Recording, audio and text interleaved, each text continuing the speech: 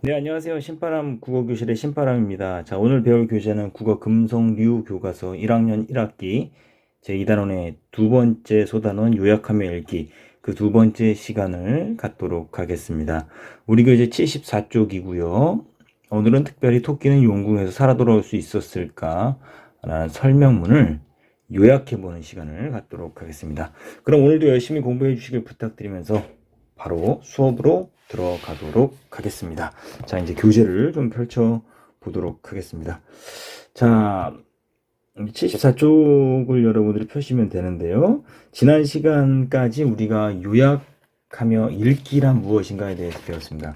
그래서 요약하며 읽기라는 것은 글의 주요 내용을 간추려서 정리하며 읽는 것이고, 요약하며 읽기 위해서는 선택하고 삭제하고 일반화하고 재구성하는 문단을 요약하는 방법에 대해서 배웠었고요. 글 전체를 요약하기 위해서는 문단의 중심 내용을 파악하고 그리고 글의 구조를 간단하게 정리하는 과정을 거친 후에 요약을 종합한다라고 해서 요약하며 읽는 방법에 대해서 우리가 배워보았습니다. 이제 그것을 한 편의 글을 읽으면서 우리가 적용시켜보는 시간을 갖도록 하겠습니다. 자, 먼저 74쪽에 있는 우리 토끼는 용궁에서 살아 돌아올 수 있었을까라는 설명문을 배워보도록 할게요. 자, 먼저 제목을 좀 살펴보시면 토끼가 있었고요. 용궁에서 살아 돌아올 수 있었는가?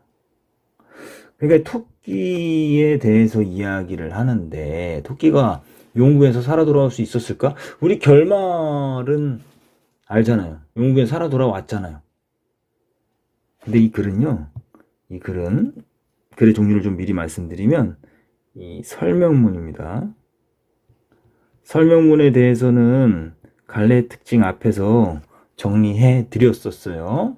그렇기 때문에 설명문의 그 특징을 여러분들이 앞에서 배운 대로 그 갈래의 특징을 잘 생각하면서 여러분들이 배워보시면 좋을 것 같은데, 다시 한번 이제 정리를 해 드리도록 하겠습니다.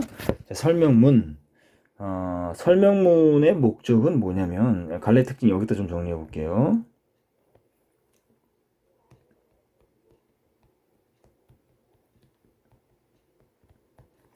설명문이라는 것은 목적이 뭐냐면 독자를 이해시키고 독자에게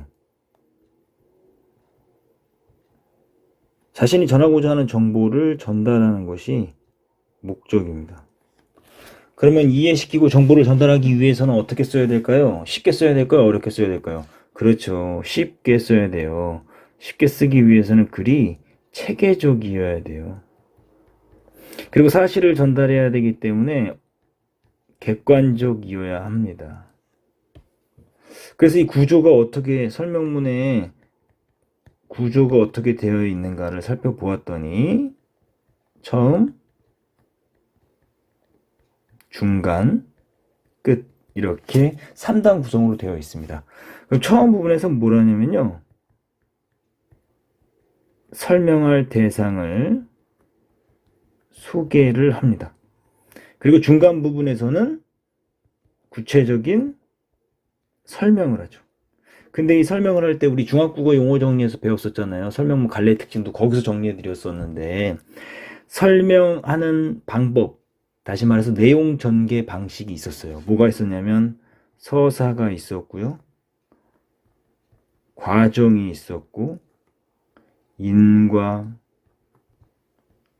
그리고 정의, 예시, 비교, 대조,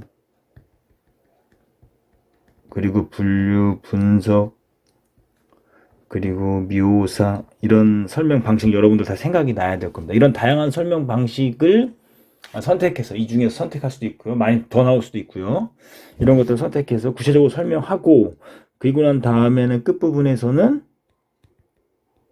요약하고 정리하는 과정을 거칩니다. 그렇기 때문에 이 구성 단계에서 우리가 어떤 것을 염두에 두고 읽어야 될 것인가를 알고 들어가면 더 요약하는데 도움이 될 수 있으리라 생각이 듭니다.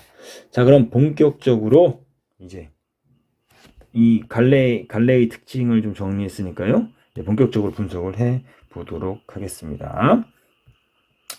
자, 토끼는 용궁에 살아 들어올 수 있었을까? 처음 부분이에요. 처음 부분에서 설명 대상을 찾아야 됩니다. 자, 별주부전에는 뭔가 이상한 것이 있습니다. 별주부전을 다 읽어봤을 테니까. 눈치 못 채셨나요? 어떻게 육지에 사는 토끼가 물속에서도 멀쩡하게 살아있는 것일까요? 아, 이상한 게 뭐냐? 이상한 것은 바로 뭐냐면 토끼가 물속에서 멀쩡하게 살아있는 것, 이게 이상하다라는 거죠. 수중 환경은 분명 토끼에게 맞지 않습니다. 지금 이 밑줄 쳐져 있는 부분은 우리 교과서가 너무 친절하죠? 이것은 뭐냐면 문단의 중심 내용인 핵심 문장이에요. 이 문단의 핵심 문장이에요. 그러니까 토끼는 수중 환경에서 적합하지 않다, 살아남기가 어렵다라는 거죠. 그런데 어렵지만 전환한다, 살았단 말이에요. 토끼가 깊은 물속에 있는 용궁까지 무사히 갔을 뿐만 아니라 플러스 용궁에서도 멀쩡하게 살아서 용왕님을 아련합니다. 혹시 스쿠버 토끼일까요? 수중 환경이 생활에 적합했다면 바다사자나 바다코끼리와 함께 바다토끼도 있었을지 모릅니다. 그렇지만 이 토끼의 정체가 바다토끼가 아님은 분명해 보입니다. 그러니까 이 문장에서의 핵심 내용은 바로 이 밑줄 쳐져 있는 이 부분, 수중 환경이 토끼에게 맞지 않는다라는 거죠. 그러니까 제목에서 봤을 때 토끼는 용궁에서 살아 돌아올 수 있었을까? 수중 환경이 토끼에게는 맞지 않기 때문에 살아 돌아오기 어려웠을 것이다 라는 내용을 아마 이야기하지 않을까 싶습니다. 이제 중간 부분으로 들어가 볼게요. 여기에 친절하게도 부제목이 있어요. 폐로 숨쉬기 대 아가미로 숨쉬기. 숨쉬기, 폐로 숨쉬는 거하고 아가미로 숨쉬는 거. 이 폐는 누가, 아가미는 누가, 이런 것들 좀 생각하시면서 읽어야 될 것 같아요. 자, 이제 이 문단에서 옆에 이제 교과서 날개, 이 문단에서 중요한 부분을 표시하고 표시한 부분을 중심으로 요약해보자라고 해서 여러분들도 한번 스스로 요약을 해보시면 좋을 것 같아요. 핵심 내용, 글을 다이어트 시키면 됩니다. 자, 물고기는 수중에서 호흡을 할 수 있지만 토끼는 그럴 수 없습니다. 이제 호흡이라는 부분이 첫 번째 문장에서 나왔어요. 자, 그 이유는 무엇일까요? 그것은 물고기의 아가미는 물속에서 호흡을 하기에 적당한 구조로 되어 있고 토끼의 배는 공기 중에 호흡을 하기에 알맞게 되어 있기 때문입니다. 아, 지금 호흡이 핵심인데 이 부분, 물고기 아가미는 물속에서 호흡을 하기에 적당한 구조로 되어 있고 토끼의 폐는 공기 중에서 호흡을 하기에 알맞게 되어 있기 때문입니다. 이 부분 이제 표시해 두시고, 이는 당연한 이야기인데 물은 공기에 비해 3%에서 5% 정도의 산소밖에 없기 때문에 사람이 공기와 같은 양의 산소를 얻기 위해서는 200배나 많은 물을 들이마셔야 합니다. 자, 중심 문장이 지금 앞에 나와 있습니다. 이거 두 갈식인데 왜 두 갈식이냐면 지금 폐로 숨 쉬는 건 누가 숨 쉬는 거예요? 토끼가 숨 쉬는 거고, 그리고 아가미로 숨 쉬는 거는 물고기. 기억 니은을 묶은 부분에 설명이 돼 있으니까요. 그러니까 이러기 위해서는 결국 물속에서는 누가 더 유리한 거예요? 아가미로 호흡하는 물고기가 유리한 거예요. 그죠? 폐로 숨 쉬는 토끼는 어디에 유리한 겁니까? 공기 중에 호흡할 때. 그죠? 이 물고기는 어디서 호흡할 때? 물속에서 호흡할 때. 그러니까 이 기억 니은으로 묶은 부분이 뭐가 되는 겁니까? 핵심 문장이 되는 거예요. 그러니까 이걸 중심으로 여러분들이 옆에 있는 교과서 날개에 있는 요약을 할 수 있는 거예요. 자, 계속 갑니다. 사람이 공기와 같은 양의 산소를 얻기 위해서는 200배나 많은 물을 들이마셔야 한다. 이렇게 많은 양의 물을 마실 수 없기 때문에 물고기들은 수중에서 호흡하기에 적당한 기관인 아가미를 가지고 있다. 많은 양의 물을 마실 수 없기 때문에 호흡을 적당하게 할 수 있도록 뭐가 있다? 아가미가 있다라는 거예요. 아가미. 이 아가미가 물속에서, 수중에서 호흡할 수 있게 만들어준다라는 거죠. 아가미는 최대한 물에 많이 접촉할 수 있는 구조로 되어 있고 항상 물이 한 방향으로 흘러서 산소가 풍부한 물이 계속 공급됩니다.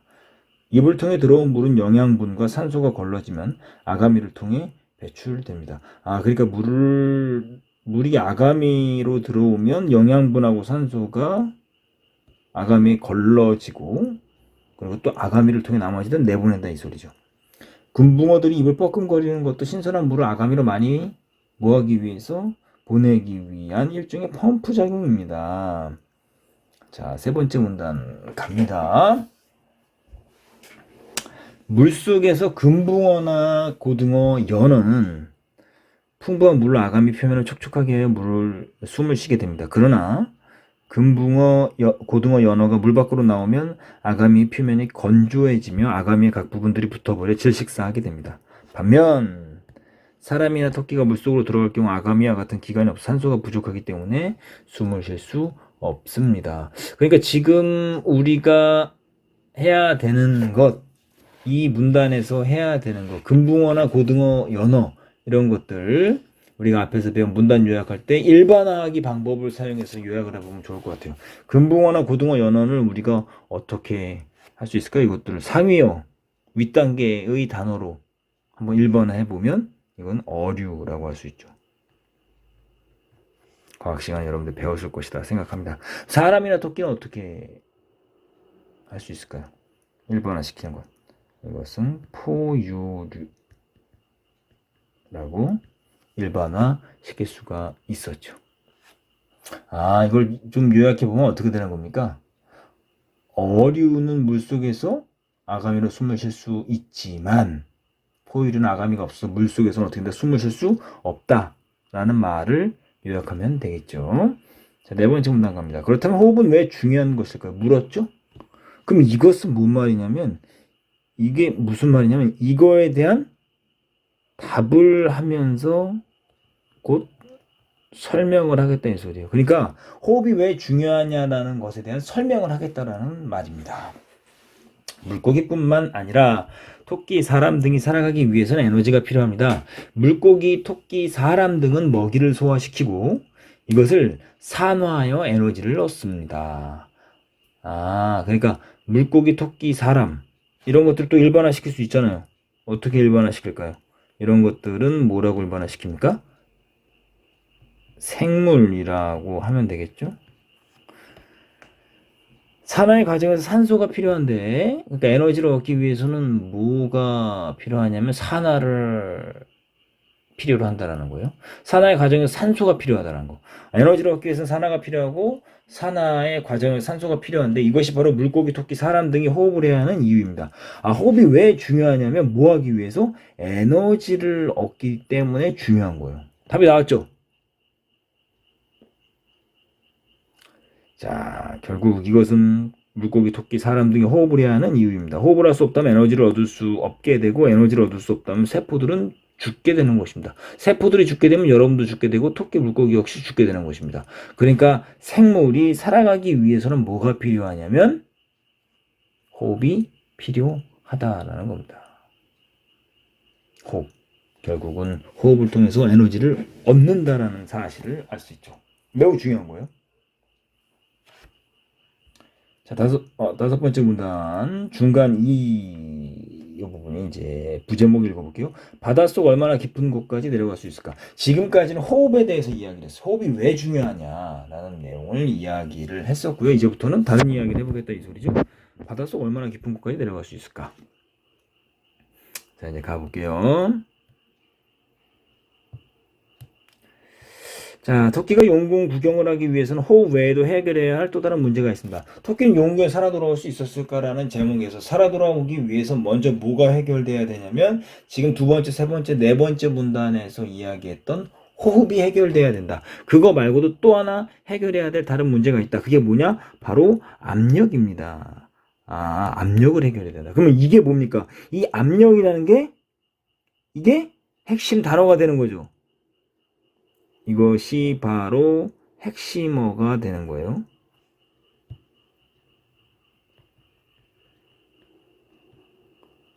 핵심어. 첫 번째 핵심어는 호흡이었고 두 번째 핵심어는 압력이에요. 인간도 토끼도 스쿠버 장비를 갖추면 물고기와 같이 바닷속을 다닐 수 있습니다. 하지만 다닐 수 있다. 하지만 플러스 여기 이제 마이너스가 나오겠다. 산소를 공급받는다고 해서 무한정 바닷속에 들어갈 수는 없습니다. 바로 압력 때문인데요. 압력을 극복하기 위해 어떤 일들이 벌어졌는지 알아보지요. 잠수의 역사는 기원전 4500년경 메소포타미아 지방에서 진주를 잡던 시대까지 거슬러 올라갑니다. 그럼 지금으로부터 한 6500년 전이 되겠네요. 이후 인류는 잠수정과 같은 여러 가지 장비를 가지고 잠수를 하였고 잠함을 만들어서 수중에서 작업을 할 수 있게 되었습니다. 잠함이 뭘까? 뒤에 설명이 나오지 않을까요? 한번 계속 읽어보도록 하죠. 와트의 증기기관에 의해 산업혁명이 일어나고 철도가 유럽 전역으로 다음 페이지 넘어가시죠. 나가면서 강을 통과하기 위해 튼튼한 다리가 필요하게 되었습니다. 기차가 통과할 만큼 튼튼한 다리의 기초를 만들기 위해 강바닥에서 노동자들이 작업할 수 있게 만든 것이 바로 잠함이었습니다. 잠함은 강바닥에서 노동자들이 작업을 할 수 있게 만든 것.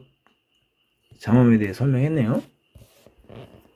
잠함은 강철로 만든 종 모양의 거대한 함을 강바닥으로 가라앉힌 것으로 내부에 압축 공기를 불어넣어 바닥을 통한 작업을 할 수 있는 구조로 되어 있습니다. 이후 다리 건설뿐만 아니라 터널이나 항구 건설을 위해 잠함은 더욱 흔하게 사용되었고 생산성을 높이기 위해 잠함에서 노동자들이 일하는 시간은 점점 늘어났습니다. 그러니까 지금 여기 놓치지 말아야 될 건 뭐냐면 토끼가 용궁에 가기 위해서는 호흡도 해결해야 되고 여기에 또 뭐라고요? 압력을 해결해야 되는데 압력에 관한 이야기를 하기 위해서 지금 끌어온 게 무슨 얘기입니까? 잠함에 대해서 이야기를 하려고 하는 것 같아요. 6번째 문단 갑니다. 그런데 잠함 속의 노동자들에게 구역질이나 근육의 경련, 멀미, 현기증, 발작 등이 발생하였습니다. 잠함 밖으로 나온 노동자들은 피부의 간지러움이나 현기증에 시달리고 심지어 정신을 잃고 사망하는 일도 자주 발생했습니다. 그러니까 잠함에서 일한 노동자들이 이런 후유증에 시달렸다는 거죠. 근육경련 뭐 이런 것들 뭐 심지어 사망까지. 근데 이게 뭐하고 관련이 있을까요? 이 밑줄친 부분이 뭐하고 관련이 있을까요? 지금 핵심어가 뭡니까? 압력이에요. 이 압력하고 관계가 있기 때문에 이야기하는 겁니다. 이게 일관성이에요. 한 가지 주제를 가지고 계속해서 이야기하는 겁니다. 자, 한번 계속 읽어보죠. 이와 같은 증세를 케이슨병 또는 잠수병이라고 부릅니다. 이게 잠수병이라는 거구나. 결국 이런 기억 니은으로 묶은 부분이 바로 뭡니까? 잠수병이다. 잠수병의 원인은 19세기 프랑스의 생리학자 폴 베르가 잠수에 대한 연구를 하여 밝혔습니다. 높은 압력에서 나오잖아. 이 잠수병은 결국 뭐하고 관련 있는 거예요? 압력하고 관련 있는 거예요. 높은 압력에서는 질소가 액체 상태로 몸 안에 많이 녹아듭니다. 몸에 녹아있는 질소는 몸이 급하게 위로 올라오게 되면 갑자기 줄어든 압력 때문에 기체로 바뀌게 되죠. 뭐가요? 질소가요. 액체 상태로 있다가 이게 뭐로 바뀌냐면 급하게 올라오면 기체로 바뀌게 되는데 물론 서서히 올라오면 질소가 폐를 통해 배출될 수 있지만 급하게 올라오게 되면 혈액 속에 기포가 생겨서 혈관을 막아서 이 액체 상태였던 질소가 기체로 바뀌면서 혈관을 막아버려 건강을 해치게 된다. 그래서 뭐가 발생하냐면 잠수병이 발생한다라고 이야기하는 거죠. 이 잠수병은 결국 뭡니까? 압력이라는 거예요. 압력. 그러니까 잠수병에 걸리지 않기 위해서는 압력을 해결해야 된다라는 거죠. 요약할 수 있겠죠? 다음 문단입니다. 지상의 동물들이 장비 없이 깊은 물속에 들어갈 경우 폐에 큰 수압이 가해지게 되고 죽을 수도 있게 됩니다. 그러니까 여기 지금 나오네요. 문제점이 뭐냐. 폐에 큰 수압이 가해지고 죽을 수도 있게 됩니다. 라고 말하면서 이것이 압력으로 인한 문제예요.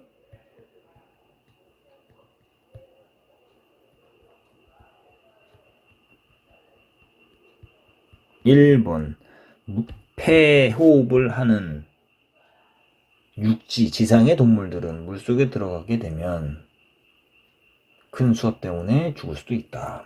사람이 장비 없이 잠수한 세계 최고의 기록이 153m를 넘지 못한다고 합니다. 물론 스쿠버 장비를 이용하여 폐 안의 압력을 수압과 같이 조절해주면 더 깊은 곳까지 잠수가 가능합니다. 하지만 이때에도 올라올 때 급하게 물 밖으로 나오면 안 됩니다. 또한 대기 중에 공기를 압축하여 사용할 경우 산소나 질소 중독 증세를 일으킬 수 있습니다. 따라서 중독 증세를 없애기 위해 200m 이내의 잠수에서는 헬리옥스를 200m 이상에서는 삼합가스를 사용합니다. 헬륨은 질소에 비해 혈액 속에 녹아드는 양도 적고 압력을 줄이는 시간도 줄여주며 혼수 상태를 유발하지도 않습니다. 하지만 열을 잘 전달해서 잠수부의 체온을 많이 뺐기 때문에 보온을 위해서는 열을 발생하는 잠수복을 입어야 하고 아무리 가스를 잘 조절한다 해도 600m 이상의 깊은 물속으로의 잠수는 쉽지 않습니다. 그러니까 지금 여기서 우리가 잠수로 인한 문제가 두 가지가 또 나옵니다. 뭡니까? 첫 번째, 두 번째죠. 대기 중에 공기를 압축해서 사용할 경우 산소나 질소 중독 증세를 일으킬 수 있습니다. 이것이 압력으로 인한 문제 2번이 되고요. 그리고 열을 잘 전달해서 이거 기억으로 묶으시고요. 잠수부의 체온을 많이 뺐기 때문에 열을 발생하는 잠수복을 입어야 한다. 이것이 뭐가 되냐면 압력으로 인한 문제 3번이 된다는 거예요. 그러니까 압력을 극복해야지만 토끼가 물속에서 살아남을 수 있다 이 소리죠. 이제 끝입니다. 정리해 보도록 할게요.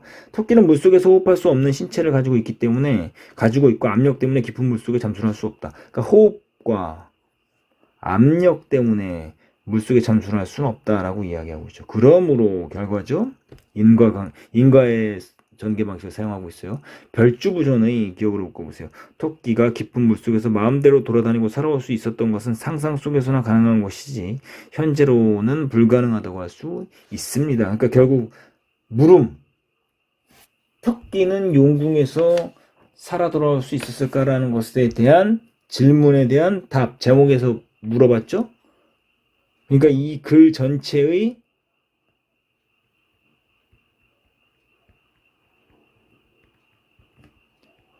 핵심 문장이에요. 살아 돌아올 수 없다라는 거예요. 그러나 과학이 더 발전하여 호흡과 압력의 문제를 해결할 수 있게 된다면 깊은 물속에 들어갔던 토끼가 살아 돌아오는 일이 현실에서도 가능해질 수 있게 될 것입니다. 라고 말하면서 글을 마치고 있습니다. 그럼 요약 정리를 해보도록 하겠습니다. 자, 여러분들 제목 옆에 한번 정리를 한번 해보도록 하죠. 자, 갑니다. 글의 종류는 설명하는 글, 설명문. 주제는 토끼가 용궁에 갔다가 살아 돌아온 사건의 과학적 오류를 뭐하고 있다? 체계적으로 설명하고 있다는 거죠. 특징, 고전소설의 별주부전을 소재로 문학과 과학을 접목하여 과학 원리를 설명하고 있다. 이렇게 밑줄친 부분만 쓰시면 될 것 같고요. 두 번째, 물속에서의 생존을 위해서는 호흡과 압력의 문제를 해결해야 한다는 점을 뭐하고 있다? 설명한다. 이것을 쉽게 설명하기 위해서 별주부전을 끌고 온 거죠. 이렇게 정리를 해 두시면 좋을 것 같고요. 여러분들 교과서 날개에 있는 요약해보는 내용들을 성실하게 한번 요약을 해 보시면 좋을 것 같아요. 자, 오늘도 열심히 공부해 주셔서 감사합니다. 그럼 다음 시간에 다시 만나요. 소년이여 야망을 가져라.